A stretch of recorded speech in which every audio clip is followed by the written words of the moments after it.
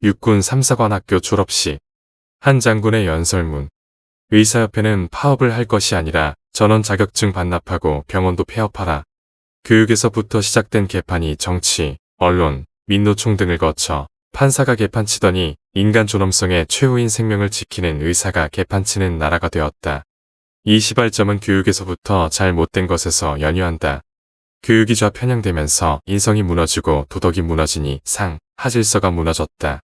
자연의 섭리에 따른 인류 보편적 가치가 무너졌다. 자연에는 자연의 섭리에 의한 질서가 있다. 인연의 조건에 따라 만물은 각양각색으로 다르게 나타나게 되어 있다. 이 천리를 무시하는 무식한 좌파의 평등 논리의 자연의 질서법에 따른 인간 질서가 무너졌다. 이 세상에 태어난 그 어떤 생물도 생명은 존귀한 것이다.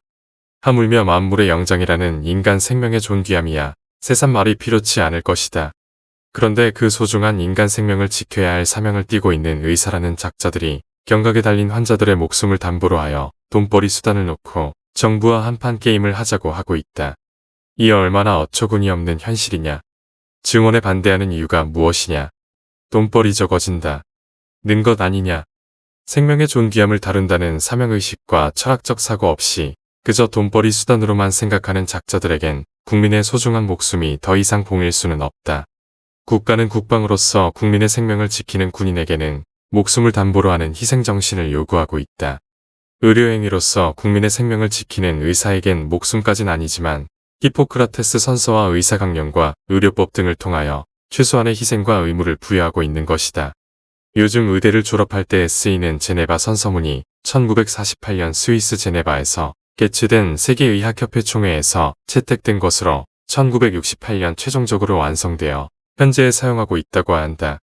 제네바 선언의 총론에서 이제 의협에 종사하는 일원으로서 인정받는 이 순간 나의 생애를 인류 봉사에 바칠 것을 엄숙히 서약하노라. 그 다음 세부 항목 9항목 중 세 번째에서 나의 환자의 건강과 생명을 첫째로 생각하겠노라 라고 맹세를 한 작자들이다. 이 숭고한 맹세는 돈 앞에서 허무하게 무너졌다. 더 이상 의협에 종사하는 자가 아니게 된 것이다. 그들이 본연의 책무를 망각한 것을 국민이 지켜줄 의무는 없을 뿐 아니라 국민을 기만한 죄값을 반드시 물어야 한다. 만약 이번에 파업이 결행될 경우에는 즉각적인 법적 조치를 하여 국민의 목숨을 담보로 장난을 친 결과가 어떤 것인가를 보여줘야 한다. 경각에 달린 환자의 궁박한 처지를 악용하여 정부를 협박하는 것은 악랄한 악마와 같은 존재로서 같은 사회에 존재할 수 없게 하여야 한다. 더 이상 정부를 궁박하게 할 수 없게 국민들이 일어나야 한다.